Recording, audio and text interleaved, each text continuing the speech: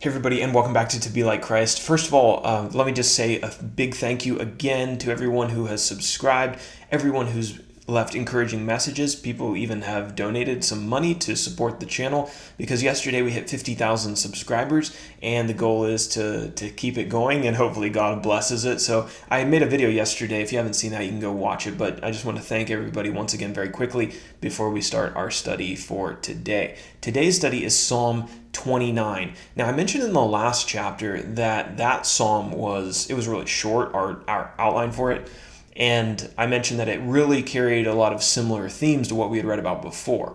Psalm 29, not so much. It's quite a bit of a different psalm, and the notes are actually, I think this is the only time I almost filled up the entire second page. So I'm going to probably stick pretty close to my notes today to try to keep the time down, but it might run a little bit long. Psalm 29 was once again written by David, and once again, I'm not aware of any New Testament references to the psalm in the New Testament. Okay, we have three themes here. The first one is that the heavenly beings, spiritual beings like angels, worship the Lord.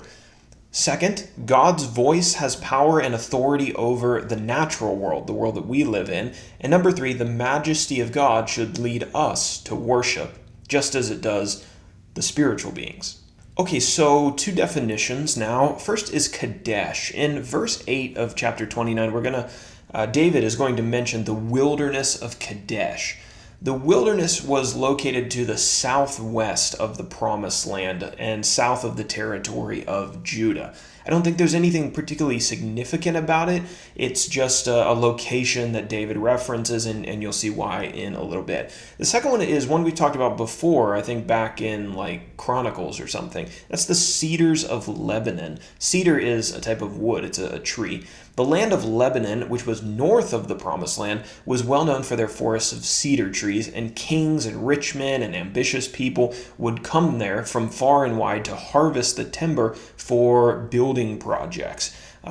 Kings came from all over the place, like Nebuchadnezzar even came from Babylon to Lebanon, just north of Israel, to get trees for his building projects, and then took them all the way back to Babylon. That's how significant and great they were and their reputation in the ancient world. Now, as we go over to page number 2, you'll see that it's quite full. We've only got 11 verses, but they're really jam-packed with a lot. So let's talk about our first section, which is just the first 2 verses. Worship God in the splendor of holiness. That's the title. David opens Psalm 29 calling on the heavenly beings or the spiritual beings like the angels to worship God in the, quote, splendor of holiness, or the New American Standard Version says in holy array. I generally use the English Standard, the ESV.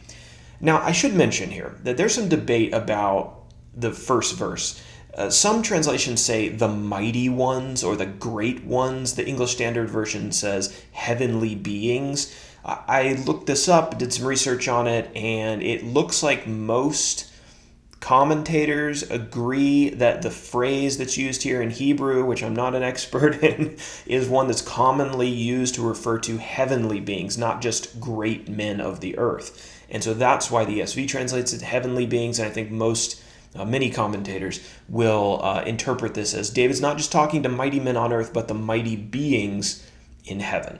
But of course, it's true that great men of the earth should also worship God if the heavenly beings worship God, and we know that they do because if you've ever read the book of Revelation, a lot of what the heavenly beings are doing in the book of Revelation is bowing down and worshiping God. Holy, holy, holy is the Lord God Almighty. Now, section number 2, the great voice of the Lord. It's a really interesting section, verses 3 through the beginning of verse 9. Psalm 29 continues with David in giving a personal expression of worship, talking about the majesty of God, specifically talking about the majesty of God's voice and the power that it contains. And there's several statements here. I've got 6. You can see them in the bold numbering on the outline. The first one, God's voice is over the waters, David says. The glory of God thunders over the waters. And so how do we make sense of this? What is David saying? Well, deep waters in a storm are a chaos that no man can control. No human being can control that kind of power and just the chaos of the waves. But God's voice has authority over the seas. We see that in Jesus, right, when he calms the Sea of Galilee. God brought forth all of creation when he spoke over the waters at the beginning of time. So his voice commanded in the beginning, and everything sprang up out of the waters. You can read about that in Genesis chapter 1, verses 2 and 3. Now, number 2. The second thing David says about God's voice, the voice of the Lord is powerful. The voice of the Lord is full of majesty. God's voice, as we just mentioned, brought the universe into existence, not just the earth, but the entire universe, out of nothing. Right? And that's a power that human beings know nothing about, right? We have no power that's comparable to just being able to speak something into existence out of void.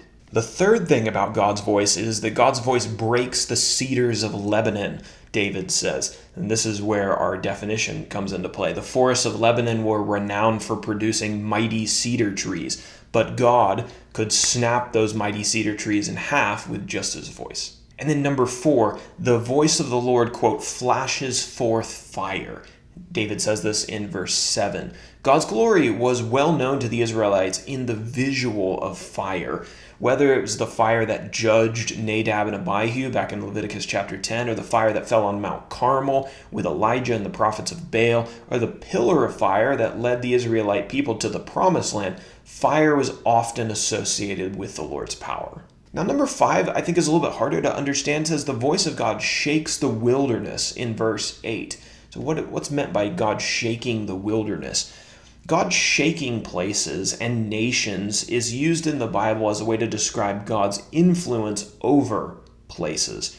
You can see this in Isaiah chapter 23, verse 11, also Hebrews chapter 12, 26 through 29. And then finally, number 6, the voice of God makes the deer give birth and strips the forest bare. So the natural world knows the voice of its creator and fears it in some instances. Its sound is enough to cause animals to be induced into labor and for trees to shed their leaves.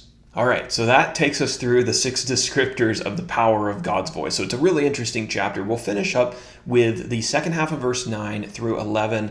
The title I've given this section is Glory to the Enthroned King. And this is kind of the wrap-up, the conclusion.